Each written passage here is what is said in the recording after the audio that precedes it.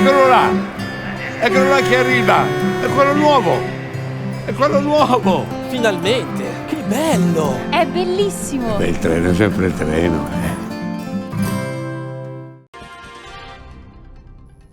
Buonasera, bentrovati col notiziario di prealpina.it che apriamo con la cronaca tra rapinato e rapinatore. Alla meglio il primo e il malvivente finisce in pronto soccorso. È successo questa mattina in un esercizio commerciale di Parabiago in via Battisti. Nel negozio è entrato un rapinatore, un cinquantenne armato di un coltello, che ha intimato al titolare di dargli l'incasso. Il negoziante si è ribellato e tra i due è nata una collutazione. Le ha prese il malvivente, finito appunto in ospedale, mentre il commerciante ha riportato solo ferite leggere. Sull'accaduto indagano comunque i carabinieri.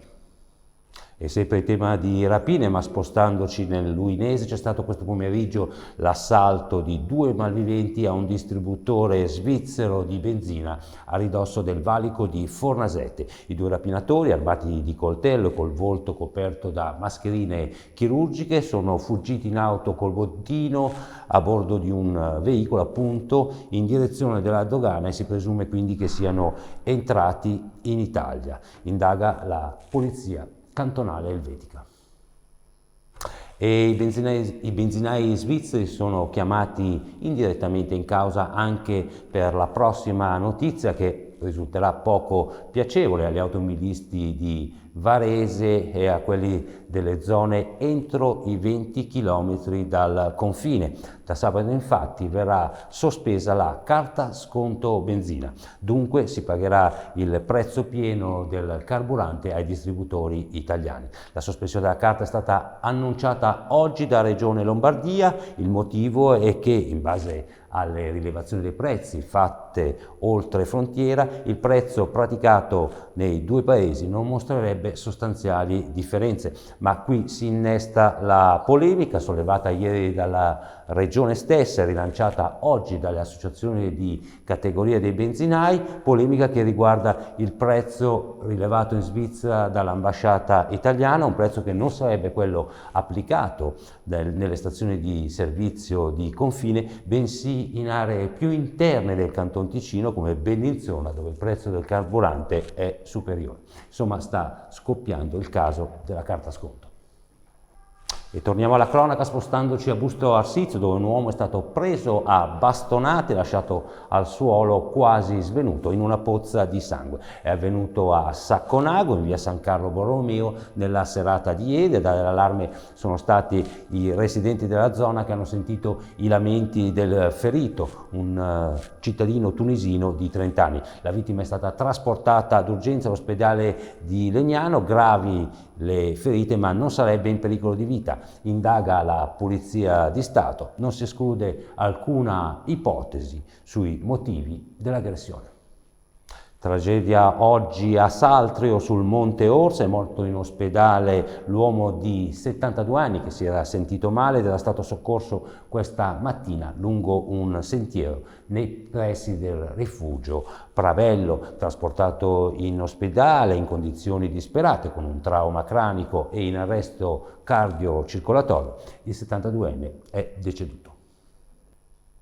Parliamo ora di bollette alle stelle per quanto riguarda luce e gas. La Prealpina sul giornale di oggi e sulla Prealpina online riporta testimonianza di un ristoratore di Busto Arsizio e il presidente della regione, Attilio Fontana, ha ripreso proprio questo caso per lanciare l'allarme sui costi appunto di luce e gas. La situazione è a dir poco preoccupante, ha detto il governatore, che ha poi aggiunto il problema dell'aumento del costo dell'energia riguarda tutti, nessuno escluso.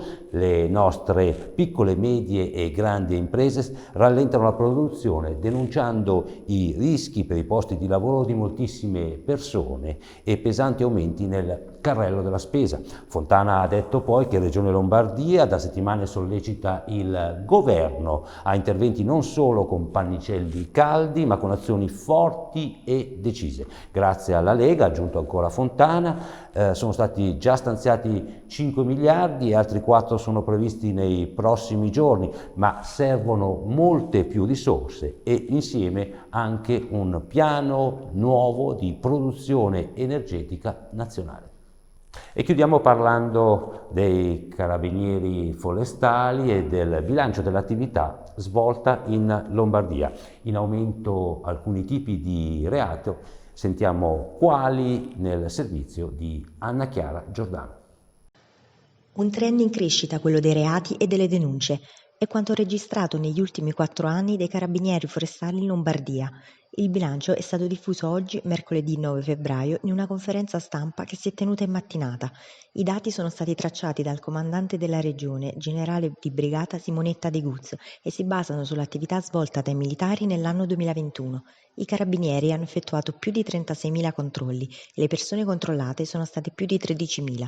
Nella loro attività i militari hanno accertato 1.465 reati, di questi il 26% riguarda il settore della tutela della fauna, il 25% le discariche e i rifiuti, il 17% la tutela del territorio, l'11% gli incendi boschivi e il 4% gli inquinamenti. I sequestri penali sono stati 488, mentre gli arresti 11 e di questi 9 riguardano il settore discariche e rifiuti. In particolare sono stati eseguiti 6 arresti nel paese e si è proceduto al sequestro preventivo di una società che, in provincia di Brescia, operava nel recupero dei fanghi di depurazione.